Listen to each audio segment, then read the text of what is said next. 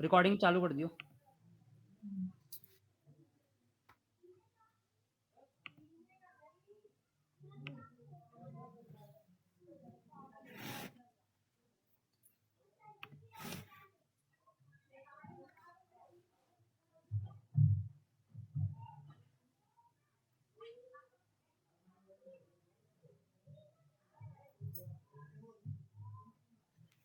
थोड़ा इसमें अमन जो है ना, थोड़ा-सा हम जो है, अगर मान लो कि वीकली अपनी क्लास हो रही है, तो 1-2 क्लास वीक में जो है हम प्रैक्टिकल भी जो हमने पूरे वीक में किया है, उसका प्रैक्टिकल भी हम अगर रखें कि जैसे मान लो कि लोड बैलेंसर पढ़ाया है, ईएमआई बनाना सिखाया है हम्म।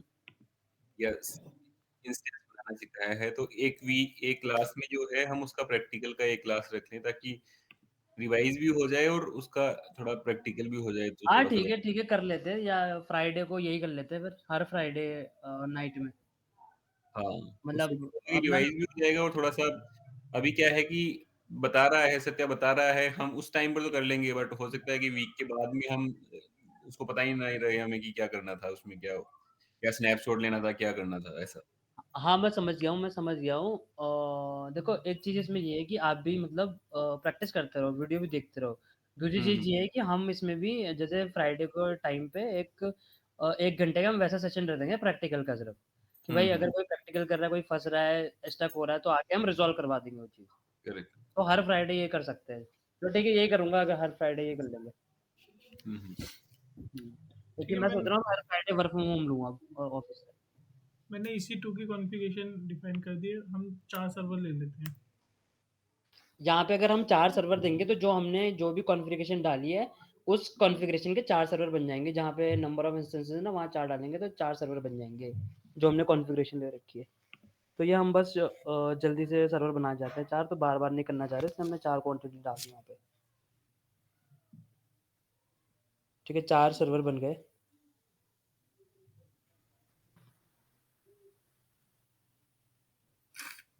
थ्योरी कंप्लीट हो गई थी सत्या? हाँ, मैंने ऑलमोस्ट तो बता दी थी। बाकी अगर जो एक आध पॉइंट रहेगा तो वो जैसे-जैसे प्रैक्टिकल होता रहेगा उसमें कवर कर देंगे। हाँ, ये ठीक है, ठीक।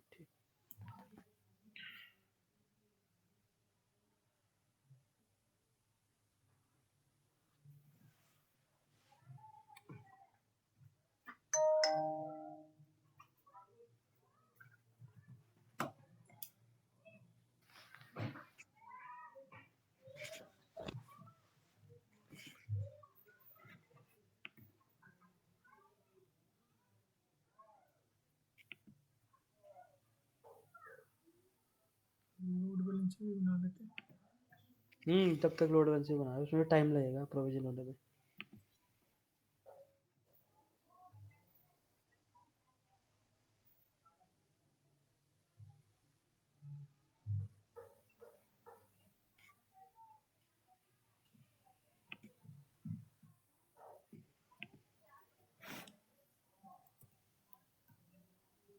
सत्या एक बार बताते जाइए किसमें क्या क्या करते जा रहे हैं, इसमें बताते जाइएगा,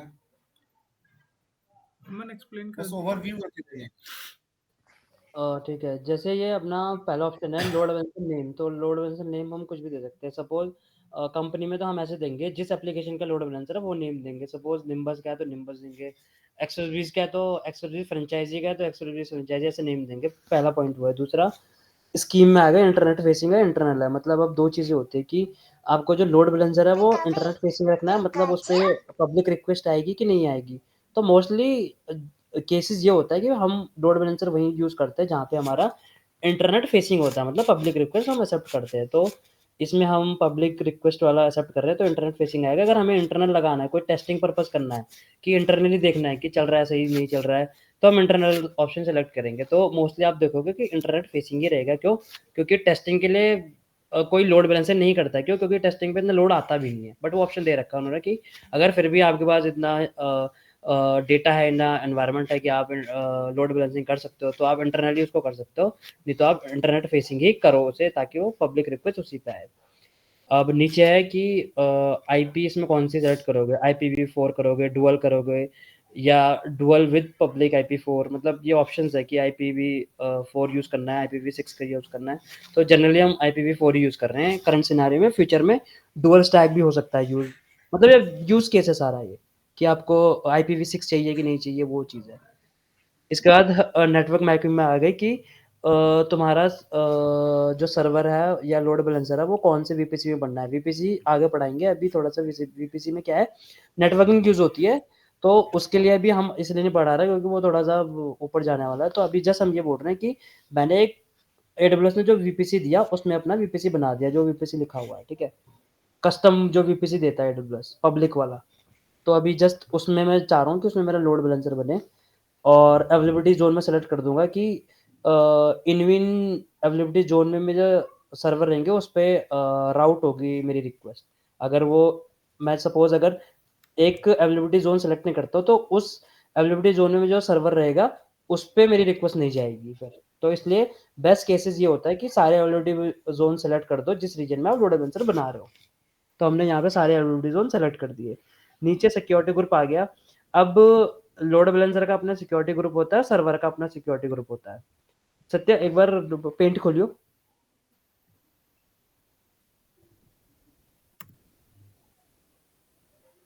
ठीक है, एक लोड बैलेंसर बना, यहाँ पे एक EC2 बना। तो मैंने सिक्योरिटी ग्रुप वाला समझा दिया कि मतलब लोड बैलेंसर पे जो पहले ट्रैफिक आता है तो वो हाँ वहाँ उससे पहले भी सिक्योरिटी ग्रुप से होके जाता है। तो करेक्ट, जो हाँ हमारा तो सिक्योरिटी मैं ग्रुप है वही वो बता रहा हूँ एक कि डिफाइन लोड होगा। बैलेंसर के लेवल पे भी काम करता है और एक EC2 लेवल पे भी काम करता है। जिससे मैंने जब इंस्टांस बनाया था उसमें सिक्योरिटी ग्रुप भी आप सेलेक्ट करते हैं। अभी तक जो EC2 बनाते थे आपने देखा था कि हर उसमें हम सिक्योरिटी ग्रुप डिफाइन करते हैं। सेम लोड बैलेंसर में भी यही होता है। तो हमारे जो फायरवॉल लग रहे हैं तो वो दो दो जगह लग रहे हैं। लोड बैलेंसर पे जब रिक्वेस्ट आ रही है यूजर की, मतलब मैं सिंपल बताना चाह रहा हूँ कि जो लोड बैलेंसर पे जो हमारा सिक्योरिटी ग्रुप रहेगा वो पब्लिक के लिए अलाउ रहेगा, लेकिन जो मेरा EC2 पे जो सिक्योरिटी ग्रुप रहेगा उस पर मैं ये दूंगा कि लोड बैलेंसर वाली रिक्वेस्ट को एक्सेप्ट करे, बाकी किसी को ना करे। समझ आए किसी को ये चीज?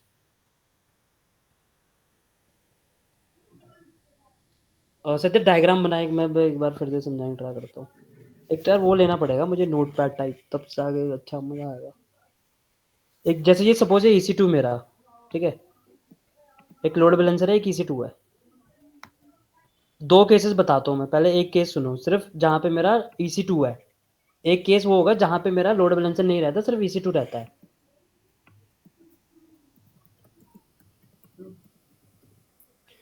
पहला केस 1 लिख दे, सिर्फ EC2 है जिस केस में। केस 1 हो गए। केस 1 जो सिर्फ EC2 है मेरा, ठीक है। अब इसमें क्या होगा कि जिस केस में मेरा EC2 है, इस केस में मैं क्या करूंगा कि जो भी पोर्ट 80 और 443 है वो पब्लिक के लिए अलाउ रखूंगा। क्यों? क्योंकि मेरा डायरेक्ट EC2 है, और डायरेक्ट EC2 पे मैं बोलूंगा भाई कि कोई भी एक्सेस कर सकता है इसको, मेरी वेबसाइट इसमें चल रही है। दूसरा केस आता है जिसमें मेरा लोड बैलेंसर भी है, EC2 भी है, तो लोड बैलेंसर पे मैं पब्लिक रिक्वेस्ट अलाउ रखूंगा कि पोर्ट 80 पे, पोर्ट 443 पे सारी रिक्वेस्ट एक्सेप्ट कर ले, लेकिन EC2 पे नहीं रखूंगा। EC2 पे सिर्फ बोलूंगा कि लोड बैलेंसर जो रिक्वेस्ट आएगी सिर्फ वही एक्सेप्ट करनी है, बाकी नहीं करनी। तो मतलब ये सिक्योरिटी पर्पज से काफी, अगर आप लोड बैलेंसर यूज कर रहे हो तो सिक्योरिटी पर्पज से काफी सही चीज हो जाती है कि सिर्फ आप अपने EC2 पे सिर्फ लोड बैलेंसर का एक्सेस दे रहे हो, बाकी किसी का नहीं दे रहे हो, और लोड बैलेंसर पे दे रहे हो आप पब्लिक एक्सेस। और लोड बैलेंसर को हैक करना इतना इजी नहीं है, क्योंकि ये खुद मैनेज कर रहा है इस चीज को। तो सिक्योरिटी भी वही देखता है, इसकी पैचिंग और ये सब वही देखता है लोड बैलेंसर की, तो हमें इतना देखने की नीड नहीं है इसमें। तो हम क्या करेंगे, लोड बैलेंसर में पोर्ट 80 और 443 के लिए एनीवेयर अलाउ करेंगे, लेकिन EC2 पे सिर्फ लोड बैलेंसर की रिक्वेस्ट को अलाउ करेंगे। मैं दिखाता हूँ कैसे करेंगे हम। अच्छा, दोनों के सिक्योरिटी को अलग अलग लियो, लोड बैलेंसर के उसके, लोड बैलेंसर के EC2 के सिक्योरिटी ग्रुप अलग रखियो। या एक नया बना दे, उसका नाम रख दे load balancer security group.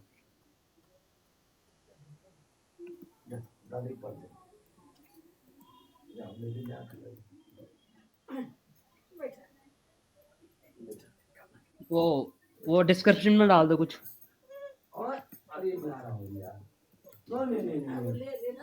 Same VPC all traffic हटा दे, सिर्फ 80 और 443 रख। नहीं रोते हैं कब से रोने लगा ऑल नहीं चाहिए मेरे को, ऑल नहीं चाहिए, सिर्फ 80 और 40। गाड़ी लेके कहाँ गया था? मतलब नॉइज आ रहा है थोड़ा सा। नॉइज आ रहा है? तेरे यहाँ से शायद। रुक जा, मैं तो अंदर जा रहा हूँ। ठीक है, मैंने लोड बैलेंसर का सिक्योरिटी ग्रुप बनाया और एचटीटीपी और एचटीटीपीएस रिक्वेस्ट मैंने एनीवेयर अलाउ कर दिया, सिर्फ लोड बैलेंसर के लिए क्रिएट कर दे। ये सिक्योरिटी ग्रुप मैं लोड बैलेंसर के साथ अटैच करूंगा, क्योंकि जो हम कॉन्फ़िगरेशन करेंगे ना उसमें डायरेक्ट मेरी लोड बैलेंसर पे रिक्वेस्ट आएगी, लोड बैलेंसर फिर EC2 पे भेजेगा उसको रिक्वेस्ट। तो EC2 का मेरा फिर इस केस में अलग सिक्योरिटी ग्रुप होगा। और वो बताता हूँ जो मैं अभी समझा रहा था वही बता दूंगा अभी। इसमें रिफ्रेश करके डिफॉल्ट हटा दे, ठीक है। टारगेट ग्रुप भी बनाना पड़ेगा तेरे को।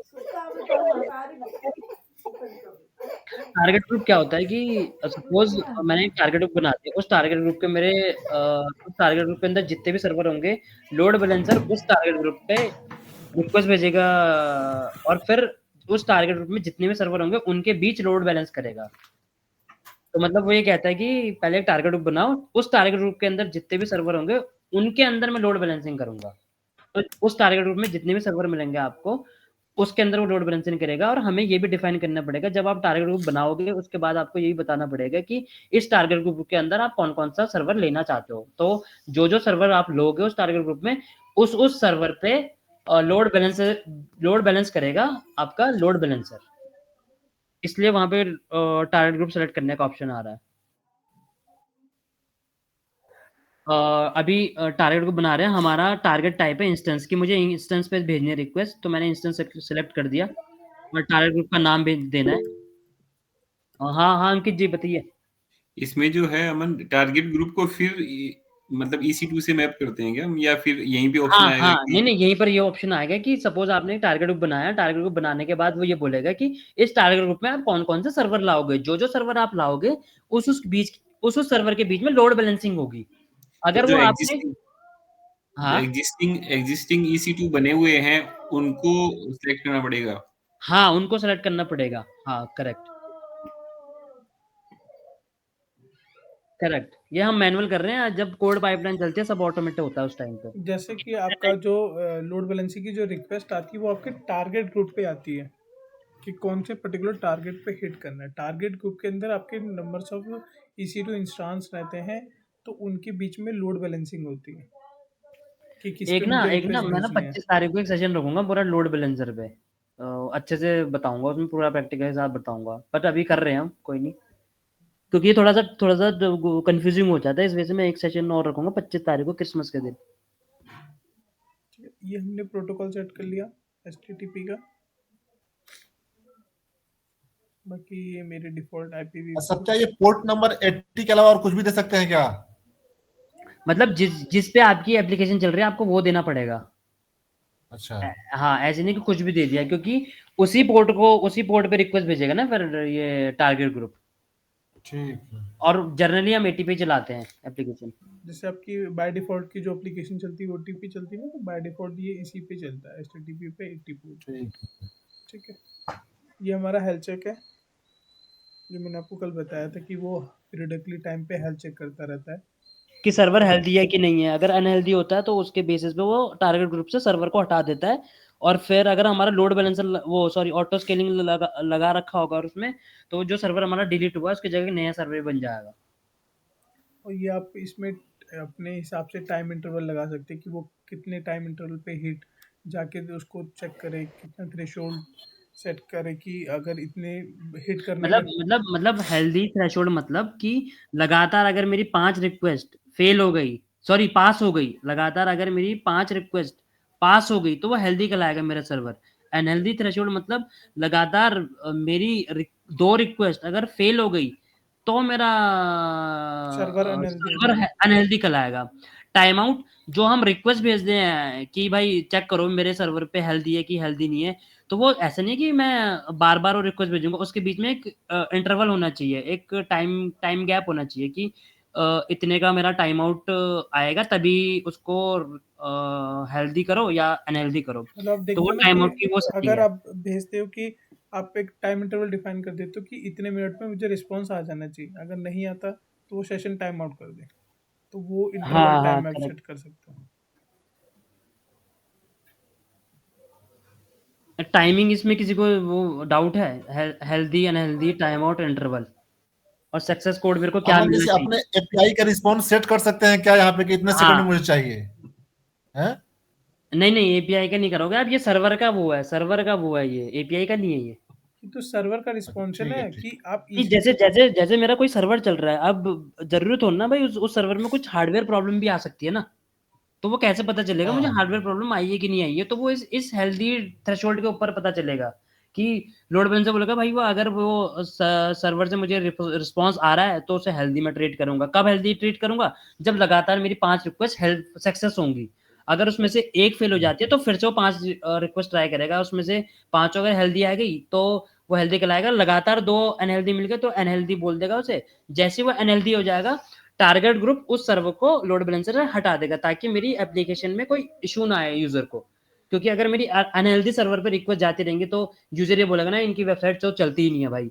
तो लोड बैलेंसर क्या करता है, अगर वो जैसे ही वो सर्वर अनहेल्दी हुआ उसको टारगेट ग्रुप से हटा दिया, अगर वो टारगेट ग्रुप से हट गया तो मेरी उस पर रिक्वेस्ट भी नहीं जाती है। तो टारगेट ग्रुप का कॉन्सेप्ट यही है कि अगर मेरा सर्वर अनहेल्दी हुआ तो उसे टारगेट ग्रुप से हटा दो ताकि उस पर रिक्वेस्ट ना आए। वो डिलीट नहीं होता। डिलीट वो किस केस में होगा? जब मेरा ऑटो स्केलिंग लगा होगा उस पे, वो मैं बताऊंगा आगे सारा प्रैक्टिकल के साथ कि कैसे डिलीट होता हो। वो डिलीट नहीं होगा, वो हटेगा सिर्फ सर्वर टारगेट ग्रुप से। और जब वो टारगेट ग्रुप से हट गया तो लोड बैलेंसर को पता है कि उस टारगेट ग्रुप में मेरे अनहेल्दी वाला है ही नहीं, तो उस पर रिक्वेस्ट जाएगी नहीं, रिक्वेस्ट जाएगी नहीं। तो भाई मेरा जो एप्लीकेशन है वो स्मूथ चलेगा, कोई इशू नहीं आएगा उसमें।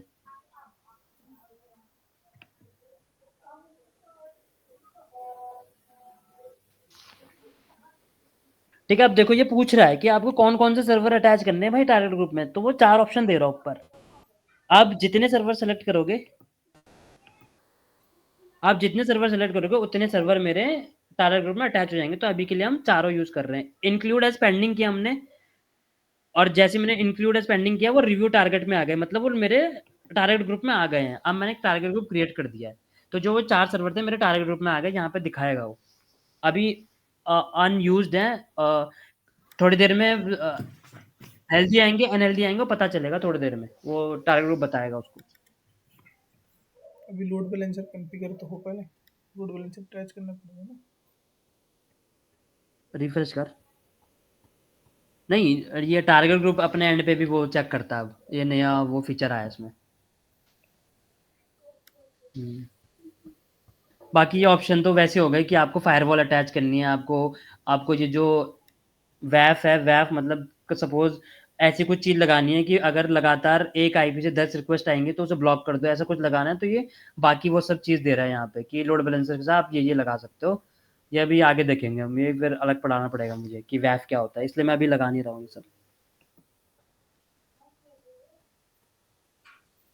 बन गया मेरा लोड बैलेंसर। हम EC2 में अपना कंटेंट डाल देते हैं कुछ।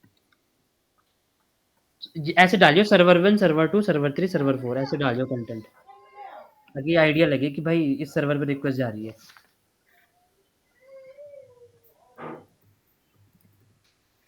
25 को सारे फ्री हो ना, एक बार मैं फिर से लूंगा लोड बैलेंसिंग की।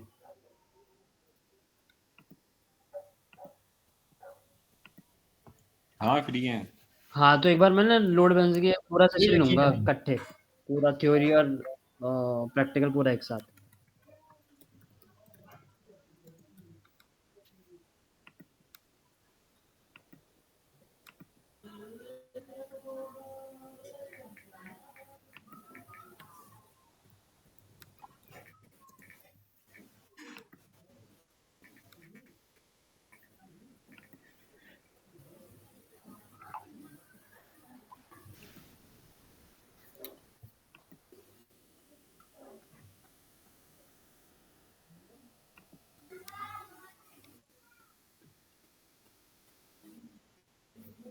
सेशन मैनेजर से ऐसे नहीं होता, उसमें रोल लगाना पड़ता है तब होता हो।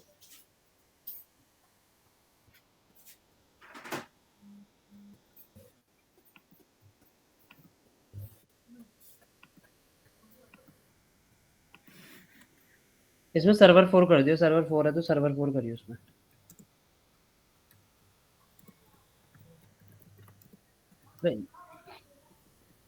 यूज़र डेटा में डाल देता ना सारा, वो वहीं इंस्टॉल हो जाता सब कुछ। पहले बताना चाहिए ना, है? पहले बताता ना, पहले ध्यान नहीं दिया ना। कोई नहीं।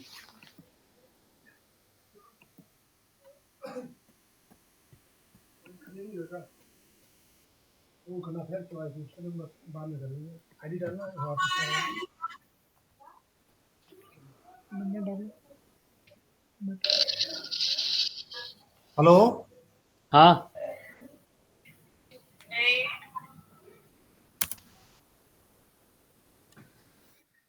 सत्या कर जरा। भाभी जी का कॉल आ गया भाई। कितने प्यार से बोल रहे हैं हेलो। सही है।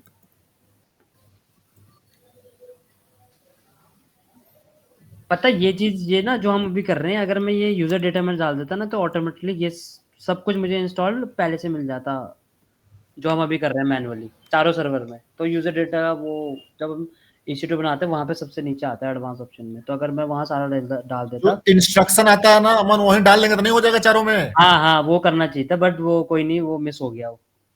तो अभी हम ये सब करने की अच्छा, वहां जरूरत। पे कोड भी डाल सकते हैं क्या?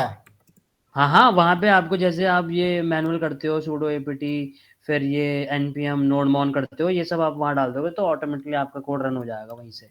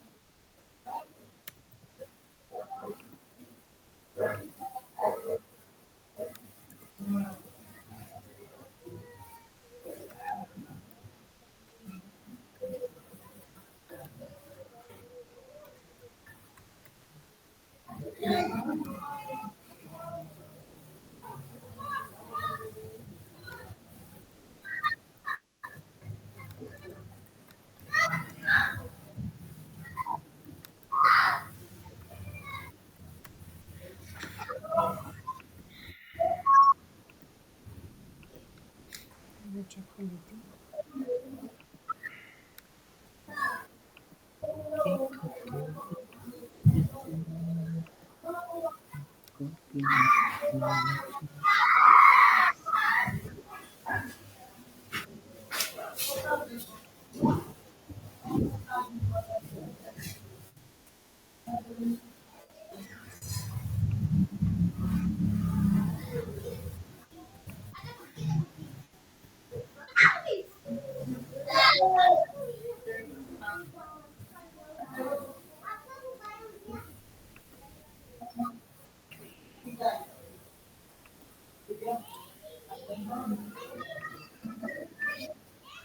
अभी इसके सिक्योरिटी ग्रुप में हम क्या दे रहे हैं, पब्लिक का अलाउ दे रहे हैं, लेकिन बाद में हम इसको चेंज करेंगे और बोलेंगे कि सिर्फ लोड बैलेंसर से रिक्वेस्ट एक्सेप्ट करें जब लोड बैलेंसर यूज करेंगे हम। अभी लोड बैलेंसर यूज नहीं कर रहे, अभी डायरेक्ट हम पब्लिक आईपी यूज कर रहे हैं इसकी। जब हम इसकी लोड ये बैलेंसिंग इस बोलो। अमन ये EC2 पे लगा रहे हो सिक्योरिटी ग्रुप EC2 पे? हाँ, EC2 का सिक्योरिटी ग्रुप था। EC2 के सिक्योरिटी ग्रुप में अभी हमने ऑल अलाउ किया है। जब मैं लोड बैलेंसर यूज करूंगा तब मैं बोलूंगा, तब मैं सिक्योरिटी ग्रुप में चेंज करूंगा और बोलूंगा कि सिर्फ लोड बैलेंसर से रिक्वेस्ट एक्सेप्ट करे, बाकी कहीं से ना करे। तो बेस्ट प्रैक्टिस यही रहती है, ठीक जब हमारा लोड बैलेंसर चल रहा होता है तो हम पब्लिक अलाउ हटा देते हैं, सिर्फ ये बोलते हैं कि लोड बैलेंसर से रिक्वेस्ट एक्सेप्ट करना, बाकी कहीं से नहीं। और लोड बैलेंसर से पब्लिक होता है, और लोड बैलेंसर अगर मैंने पब्लिक कर रखा है तो हैक करना इतना इजी नहीं है। क्यों? क्योंकि एडब्ल्यूएस उसको खुद मैनेज कर रहा है वहाँ पे बैकएंड पे। ये सर्वर 2 हो गया और लास्ट आ गया हमारा सर्वर 1 आई थिंक। चारों आ गए।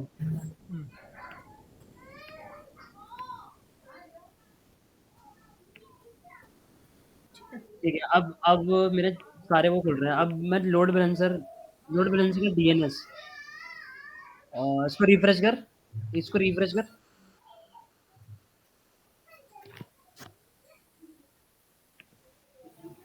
अब लोड बैलेंसर में जब हम क्रिएट करते हैं उसका डीएनएस मिलता है। इस डीएनएस को हम डोमेन से मैप करते हैं। जब मैं आगे राउट 53 पढ़ाऊंगा तब मैं उसे दिखाऊंगा कि सपोज मेरा nimbuspost.com है या कुछ भी दूसरा .com है, expressbees या shiprocket.com है, तो मैं उसको लोड बैलेंसर से मैप करूंगा। तो जब भी मेरा कोई ये क्या बोलते हैं इसको, shiprocket.com कोई भी सर्च करेगा तो रिक्वेस्ट जाएगी लोड बैलेंसर पे। लोड बैलेंसर के बाद टारगेट ग्रुप पे जाएगी। टारगेट ग्रुप पे जो मेरा सर्वर चल रहा होगा उन पे फिर मेरी फाइनली रिक्वेस्ट जाएगी। तो पूरा कॉन्सेप्ट ये है। रिफ्रेश करिए उसको। पोर्ट ओपन नहीं है शायद तेरा, नॉट रीचेबल पे आ रहा है।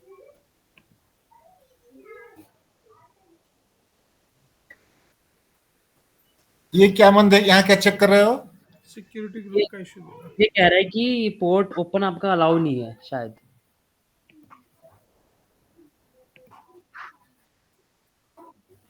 पोर्ट तो ओटीटी तो ओपन किया था तूने, कुछ भी ओपन नहीं है यहाँ पे। तो होता क्या है कि load balancer target group request भेजता है पोर्ट 80 पे कि भाई चेक करो सर्वर हेल्दी है कि नहीं हेल्दी है। तो उसके लिए आपने पोर्ट भी तो ओपन करना है। तो वही कर रहे हैं अभी हम। वो पोर्ट ओपन नहीं था पहले, अभी वो पोर्ट ओपन है। वो लोड बैलेंसर आपका टारगेट ग्रुप पे रिक्वेस्ट भेजेगा और चेक करेगा कि भाई हेल्दी है कि देखो हट गया वो। अगर सिर्फ अभी हमने ऑल ट्रैफिक किया था, अगर मैं सिर्फ पोर्ट 80 करता तब भी हो जाता है। अब ये लोड बैलेंसर का डीएनएस ले, इसको हिट कर इधर। वैसे इनकॉग्निटिव वगैरह यहाँ पे सेशन बनाता रहेगा वो।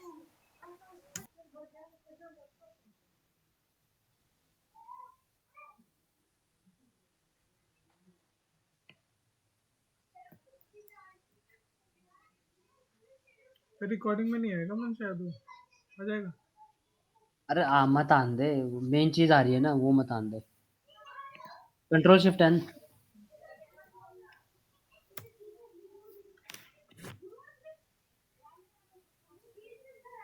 अरे यार ये एक्चुअली ये इनकॉग्निटो पे ये एचटीटीपी अलाउ नहीं करता है, तो तुझे वहीं खोलना पड़ेगा। ये क्रोम का नया अपडेट आया अभी, एचटीटीपी अलाउ नहीं करता इनकॉग्निटो पे। जैसे अभी हमारा ट्रैफिक सर्वर 1 पे आया, अब मैं इसको जैसे ही चेंज करूँगा 4 2 1 3 4 मेरे सारे EC2 पे रीडायरेक्ट कर रहा है ये। अभी अभी आप ये देखोगे कि पब्लिक आईपी खोल सर्वर की, पब्लिक आईपी से भी चल रहा है, लोड बैलेंसर की आईपी से चल रहा है, बट मेरे को पब्लिक आईपी से बंद करना है। क्यों? क्योंकि कॉन्सेप्ट क्या होता है कि लोड बैलेंसर से ही खुलना चाहिए सर्वर, बाकी पब्लिक आईपी से नहीं खुलना चाहिए। अब हम क्या करेंगे, EC2 के सिक्योरिटी ग्रुप में जाएंगे, वहां पे ये बोलेंगे भाई पब्लिक रिक्वेस्ट एक्सेप्ट करना बंद कर दे, तो एक्सेप्ट कर सिर्फ लोड बैलेंसर से रिक्वेस्ट, ताकि मेरा सर्वर हैक होने के चांसेस कम हो। जो तूने सिक्योरिटी ग्रुप उस पे लगाया है, उस पे आ,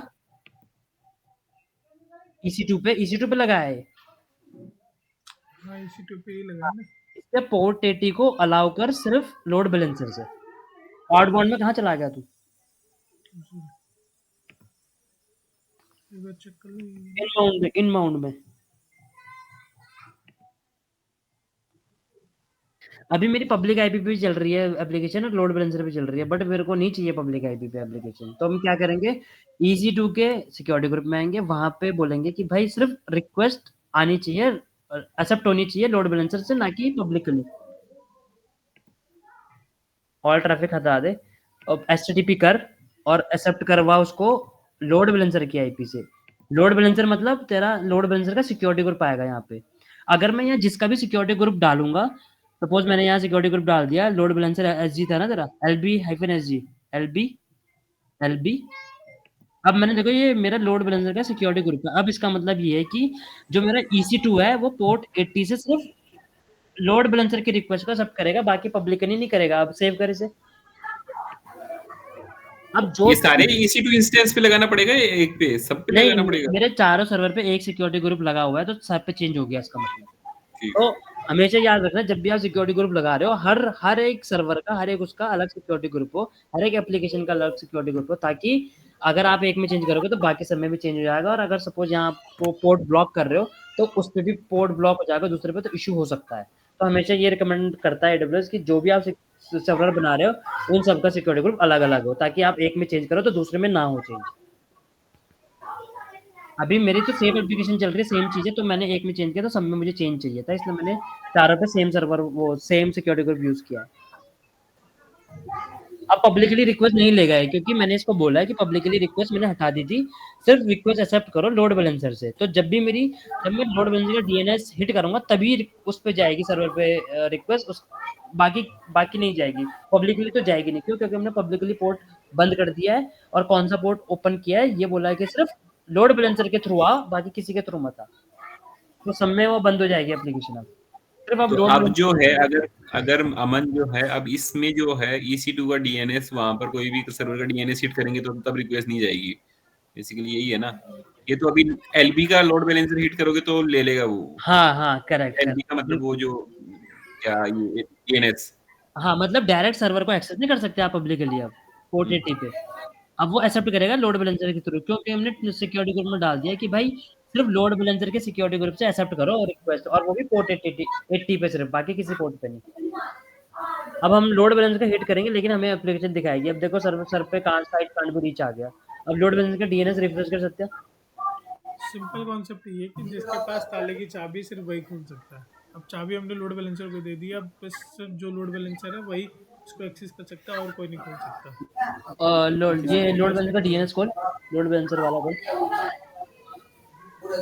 उसको रिफ्रेश कर। देखो लोड बैलेंसर के थ्रू रिक्वेस्ट एक्सेप्ट कर रहा है, बट पब्लिकली नहीं कर रहा है। ये क्यों कर रहा है एक्सेप्ट?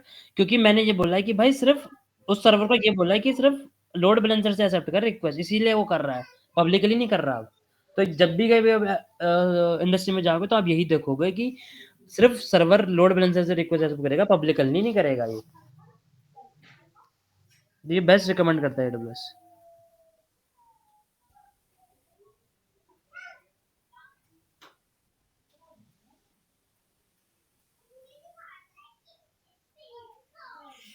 एक हम आपको एक सर्वर अनहेल्दी करके दिखाते हैं, जैसे आपका था ना वो जो चेक करता था, उसके अंदर जाके ना पोर्ट ब्लॉक कर दे, पोर्ट 80 ब्लॉक कर दे। टोटली सर्विस बंद कर देते हैं।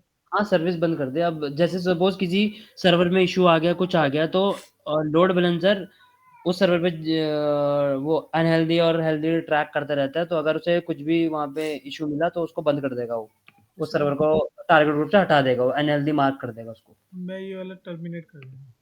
तो मैंने आनंद जी कई बार आपसे बोला भी है कि ये सर्वर अनहेल्दी है। वो अनहेल्दी इसलिए रहता है क्योंकि उसमें कुछ कॉन्फ़िगरेशन का इश्यू आ जाता है या फिर कोई सर्विस बंद हो जाती है किसी वजह से, लोड की वजह से, सीपीयू की वजह से, तो वो लोड बैलेंसर क्या करता है, सर्वर को अनहेल्दी मार्क कर देता है। जैसे ही अनहेल्दी मार्क करता है तो उस पे रिक्वेस्ट जाना बंद हो जाती है। लेकिन जब वो अमन अनहेल्दी ये कहाँ देखेंगे?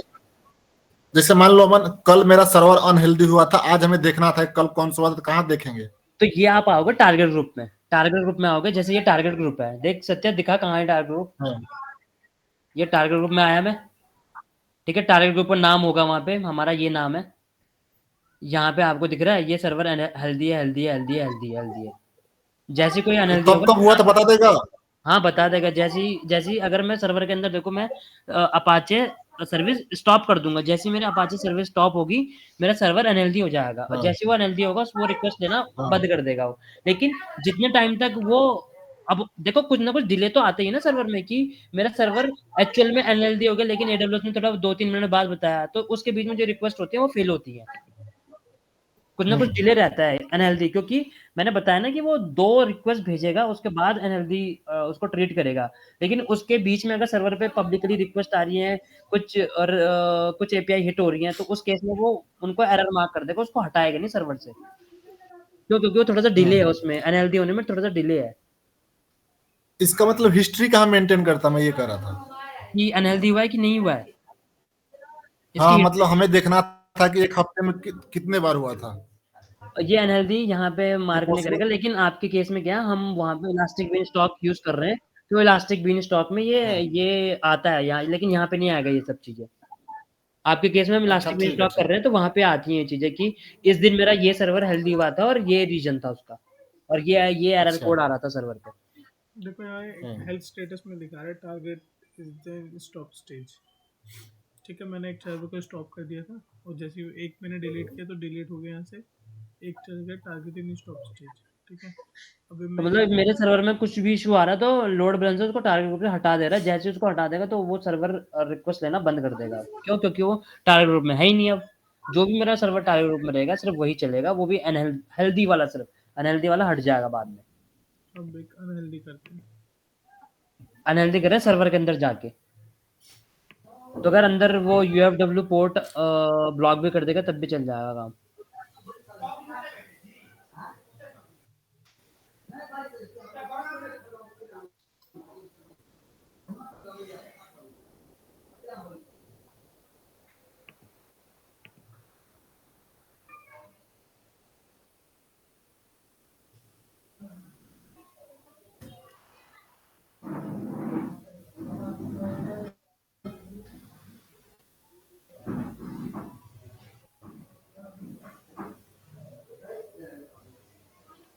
सिक्योरिटी को चालू करना।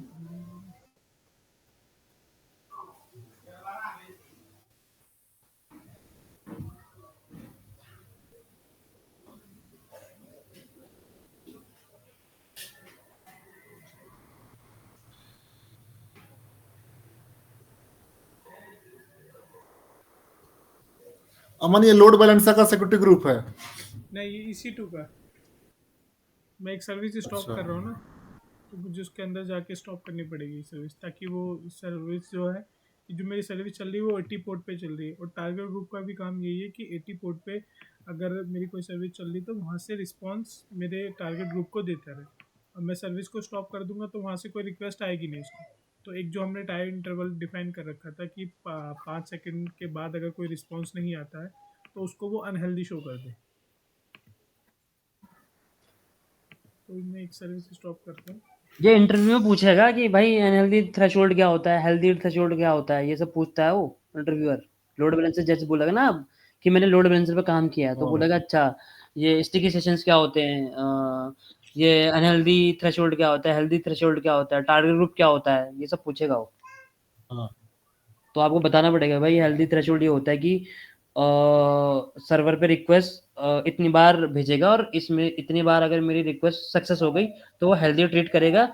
और अनहेल्दी थ्रेशोल्ड हो गया कि इतनी बार मेरी सर्वर पे रिक्वेस्ट भेजेगा, अगर लगातार 2 रिक्वेस्ट फेल हो जाती है तो उस केस में मेरा सर्वर अनहेल्दी मार्क कर देगा।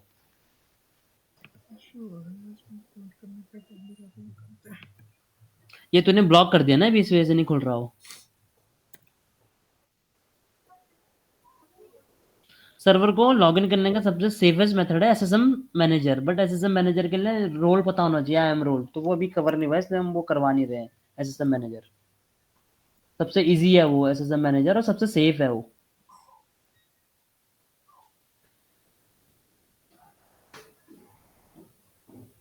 पता आधी से आधी चीज की डिपेंडेंसी ना कहीं रहती है, तो एकदम से सब कुछ कराना बड़ा मुश्किल रहता है। धीरे धीरे आपको कॉन्सेप्ट क्लियर होंगे ये,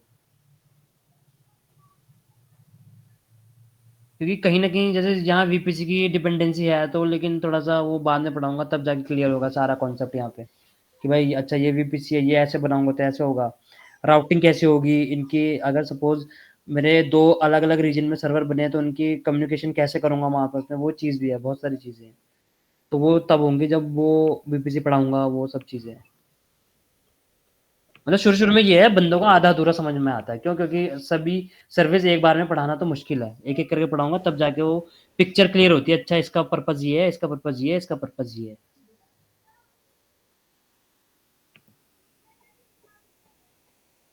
अमन तुम इतना सब कहाँ से सीख लिए जी? अरे बस टाइम ने सिखा दिया मुझे। मतलब बस ऐसे यार घुसा था, मतलब बस करते करते सीख गया। अब तो आजकल अरे सबसे ज्यादा सीखा हमारी कंपनी में ही है। ये तो सही बोला आपने, और सबसे ज्यादा अमित सर से। मतलब अमित सर से सीखा नहीं हूँ मैं, अमित सर आइडिया देते थे, देख ऐसे कर ऐसे कर ऐसे कर, देख कुछ कुछ। तो वो तेरा जो, चेला तो जा रहा है छोड़ के भाई।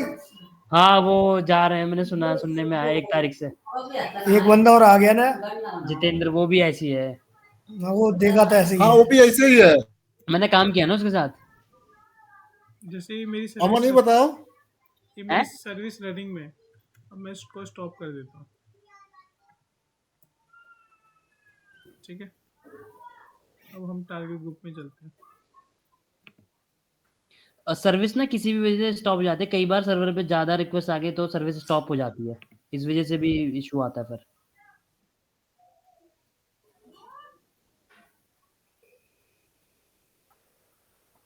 और अमन ये देखो जब, बताओ, ये इसको हटा दिए हैं सब कि ये कहीं जा रहा है? नहीं नहीं, वो अमित सर ने चेंज करवाया है। अच्छा। अमित सर ने वो बोला ना कि भाई मेरे को दूसरा बंदा दे, सही नहीं है ये हुआ। वो तो उसका भी गुरु है जो आया है। अरे वो तो आई मैक लेके घूमता है, मैकबुक। मैकबुक है उसके हाँ, पास। हाँ हाँ, वही मैं देख रहा था, आया तुम तो था उसको वो उस दिन। जानते हो? हाँ मैं तो मिला हुआ हूँ उससे एक बार, मैं आया तो था कंपनी में उस दिन निम्बस में। वो रुका ही नहीं, चला गया। हम भाई आवाज दे रहे थे, हम अंदर मीटिंग में थे, तो रुका ही नहीं। मैं तो वहीं बैठा हुआ था, मैं तो कितने 7 बजे गया हूँ मैं वहां से, निम्बस हाँ से। यार, हम लोग निकले थे तो दिखाई नहीं था। मैं थोड़ा नीचे गया हुआ था, तब जब मैं आया तब ये सब त्यागी वागी बैठ रखे थे, क्रेडेंशियल चेंज कर रहे थे तब। देखो एनएलडी हो गया वो, देखो हमने हमने सर्वर के अंदर जाके अपाचे की सर्विस स्टॉप की, टारगेट ग्रुप ने उसे थोड़ा टाइम के बाद उसे अनहेल्दी ट्रीट कर दिया। अब वो अनहेल्दी ट्रीट हो गया, तो अब उस सर्वर पे रिक्वेस्ट नहीं जाएगी। अगर तू सत्य लोड बैलेंस का वो हिट कर, अब 2 सर्वर, सिर्फ सर्वर 1 ही आएगा यहाँ पे, 2 सर्वर पे रिक्वेस्ट जाएगी नहीं। क्यों? क्योंकि एक तो स्टॉप है और एक में सर्विस बंद है।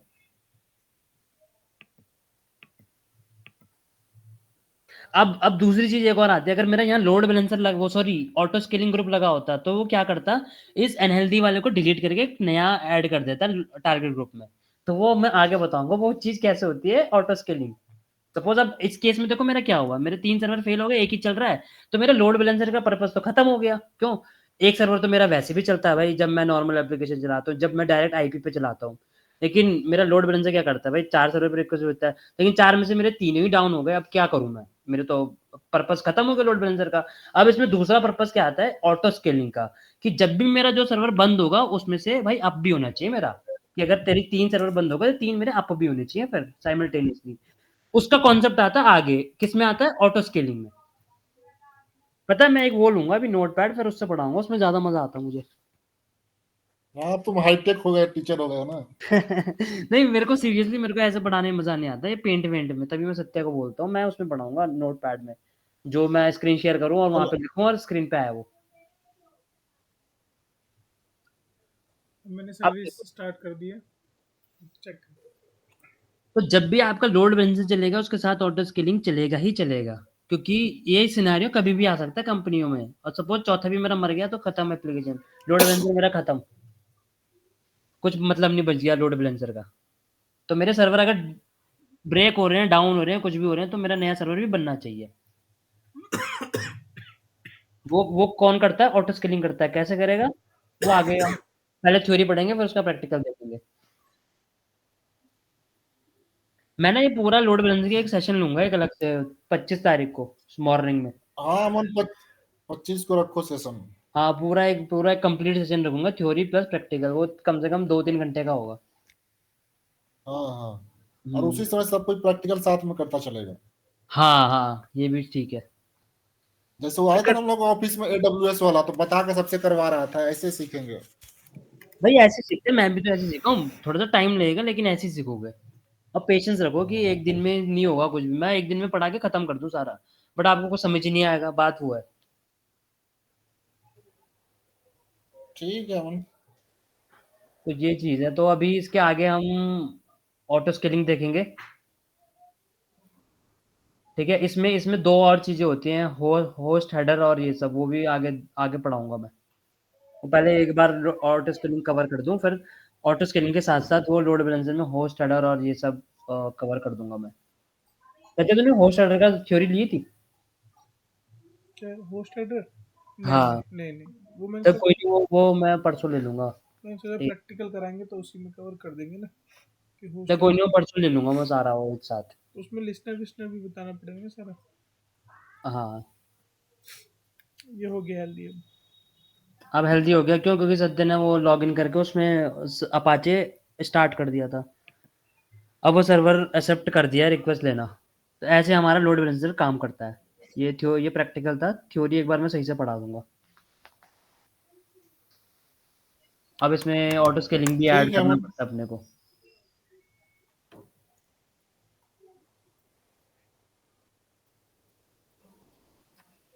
यहाँ तक किसी को भी कोई डाउट? अभी 27 का प्रैक्टिस करेंगे, फिर 25 तारीख को पूछा जाएगा।